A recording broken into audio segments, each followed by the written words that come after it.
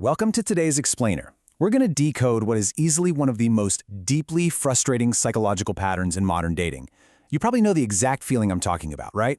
Someone gives you just enough attention to keep you completely hooked, but at the exact same time, they flat out refuse to fully commit. It's like they won't leave you alone, but they won't pull you in close either. So, why on earth do they do this? Well, today we're going to map out exactly what is happening inside your brain during this dynamic, and, more importantly, how you can actually break free. Okay, let's dive into this. Are you currently stuck waiting for a message that just never seems to actually arrive? Honestly, tell me if this sounds familiar. You find yourself constantly refreshing that special chat box, checking their last seen status for, the 15th time today? Your heart beats just a little bit faster with every single notification sound, only for you to be utterly disappointed again. Your anxiety completely spikes. Look, I want to validate you right now. That emotional pain you're feeling, it is incredibly real. But more importantly, it's totally solvable once you understand the machinery operating behind the scenes. To fix this, we need to move past that emotional sting and look directly at the science of the hook. Because what you absolutely need to realize here is that you aren't unlovable. You haven't done something fundamentally wrong. Not at all. Instead, you are caught up in a highly calculated, albeit sometimes subconscious, psychological trap. This isn't just a string of bad luck in romance, guys. No, this is a deeply ingrained behavioral pattern that plays heavily on your mind's natural wiring. So the crucial point is understanding a concept known as intermittent reinforcement. Basically, this is a psychological conditioning pattern where rewards, which in this case means their attention, their warmth, or a sudden text, are handed out entirely inconsistently and unpredictably. Sometimes they are incredibly sweet and present, and then the very next day, completely distant. This hot and cold behavior is exactly what locks human psychology into this chaotic state of confusion and deep dependency. You literally never know when the reward is coming, so your brain just stays on high alert, desperate for it. Let's trace how this actually looks inside your body, because it creates a massively powerful biological loop. It all starts with you waiting for that message. The tension builds up. Then, suddenly, bam, there's contact, a random text, or a call. Instantly, your brain gets flooded with a massive rush of the dopamine hormone. It feels amazing. It's intoxicating even. But then, inevitably, they pull away again, and you're sent right back to staring at that special chat box, craving the next hit. This loop makes the connection feel incredibly intense, sure, but make no mistake, it is fundamentally harmful to your well-being. Now, what's really interesting about this slide is how it forces us to look right at our own identity within this toxic loop. On one side, we have the victim. The victim is always waiting, constantly reacting to the other person's moves, and ultimately feeling totally helpless. But on the other side, we have the driver. The driver is actually holding the steering wheel. They are actively taking control of their own journey.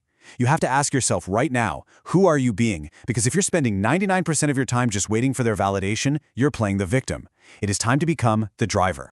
And this brilliantly illustrates what actually happens to your mental resources when you're stuck in this trap. See that massive drain on your energy, taking up almost everything? Yeah, that is the focus you're spending just waiting for their reaction. The tiny little slivers left over, that's what you are giving to your personal life, your career, your friendships, and honestly, your own happiness. Your entire daily focus is literally being hijacked by this situationship. We have got to change this math entirely. 100%.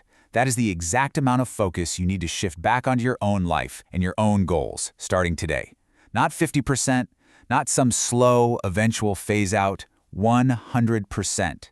You absolutely must reclaim that massive block of mental energy and redirect it toward the things that actually build you up, rather than the things that tear you down. So how do we actually do that? Well, it all comes down to the actionable power of detachment, which we can break down into 3 super clear steps. Step 1, drop the expectations. Seriously, stop expecting them to miraculously transform into the consistent partner you desire. Step 2, practice detachment. Emotionally pull yourself back. When they do finally send that tiny breadcrumb message, you don't jump. You detach your self-worth from their validation. And step 3, implement silence. Stop initiating, stop chasing, and stop trying to fill the gaps that they are purposely leaving behind. I want to pause on that last point for a second because it is absolutely critical. Silence is power, and it is clarity. In psychology, practicing silence isn't some petty game you play just to win them back. No way. It is a profound, protective tool. When you step back and implement silence, you strip away all the noise and confusion. It provides the ultimate clarity about where you truly stand. Because think about it, if you go silent and they just disappear, well, there's your answer. Silence protects your energy. This actually brings us to a timeless piece of wisdom heavily inspired by the Stoic philosophers. True emotional discipline is prioritizing inner peace over the illusion of control. We completely exhaust ourselves trying to control the other person, right? Trying to make them commit, trying to make them stay, trying to decode every single mixed signal. But true emotional discipline means letting go of that illusion of control. It means prioritizing your own inner peace above all that chaos. Think of it kind of like a giant traffic jam. If you're stuck on the highway behind hundreds of cars, you absolutely cannot control the vehicles blocking your path. Honking your horn, yelling, getting super anxious, none of that is going to make those cars move a single second faster. Though, let's be honest, we all try it anyway. All you can actually control is how you react inside your own car. You can turn on the radio, take a deep breath, and maintain your inner peace despite the delay. The exact same rule goes for an inconsistent partner. You cannot force them to move or commit, but you can protect your own peace while they figure their own stuff out. Let's move to and see how this builds into the simple economics of your attention. Just like the basic law of supply and demand, if you exhibit a behavior of oversupplied attention, meaning you're always available, always waiting around, your perceived value actually drops to low, and the result, you're completely taken for granted. However, if you apply absence and treat your attention like the privilege it is, your perceived value is high. The result there? You command respect and clarity. You absolutely have to stop oversupplying your most valuable asset. The bottom line is this: self-value is non-negotiable. Making the shift away from a victim identity, the one who just waits around and reacts, requires you to treat your own self-worth as an absolute, uncompromising priority. It is simply not up for debate. You do not negotiate your value based on someone else's inability to see it or their inability to commit to it. You have got to secure your own emotional discipline and firmly refuse to settle for those intermittent breadcrumbs. So, I want to leave you with this final, somewhat provocative question.